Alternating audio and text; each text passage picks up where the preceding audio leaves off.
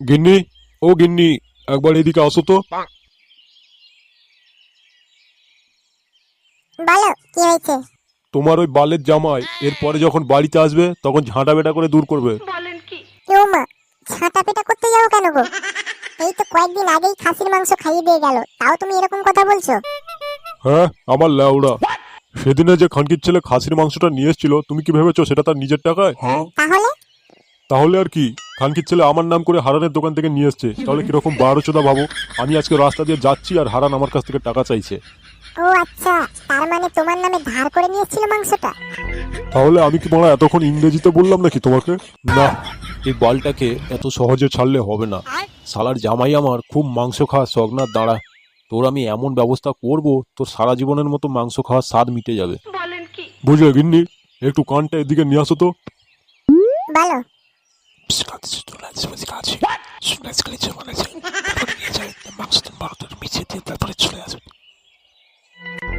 সব বুঝে নিয়েছো? একদম। ঠিক আছে, তাহলে কাজগুলো কালকে চটপট করে ফেলবে, কেমন? আচ্ছা। The next day. তরকারির কালারটা দেখে তো বেশ দারুণই লাগছে, খেতেও মনে হেভি হবে।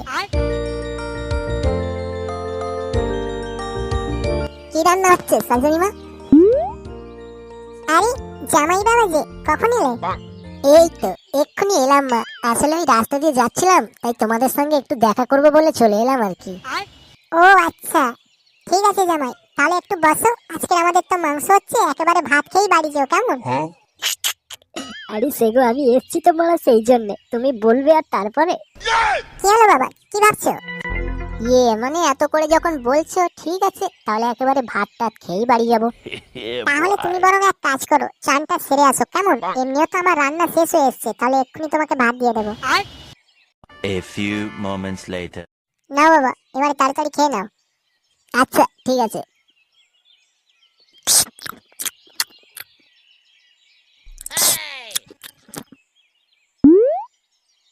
কি হলো বাবা, তুমি খাওয়া ছেড়ে উঠে পড়লে যে? উড়ি বাবারি, পেটের ভেতরটা কিরকম একটা গোলাচ্ছে শাশুড়ি মা। সে কি গো, কিরকম হচ্ছে? ওই পেটের ভিতরে কিরকম একটা না ভুড়ভুড় করছে। আও উড়ি বাবারি, এই গাড় মেরেছে রে, এবারে তোমার হাগা লেগে গেল। আরে জামাই বাবা, সবে তো কলির সন্ধে, এখনো তো অনেক কিছু বাকি আছে, দাঁড়াও। A few moments later.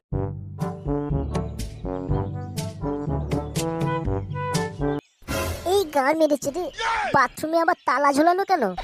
শাশুড়ি মা, ও শাশুড়ি মা। হ্যাঁ বাবা, বলো। আরে বড়া, বলার কি আছে, বাথরুমে তালা লাগানো কেন? আর বলো না বাবা, বাথরুম খোলা রাখলে না ওই কুকুরগুলো ঢুকে হেগে একদম ভর্তি করে দেয়, বুঝেছো? আর এত নোংরা থাকে না, যেতে মন হয় না, তাই তোমার শ্বশুর মশাই চাবি লাগিয়ে দিয়ে চলে যান। কি বললে, বাথরুমের তালা?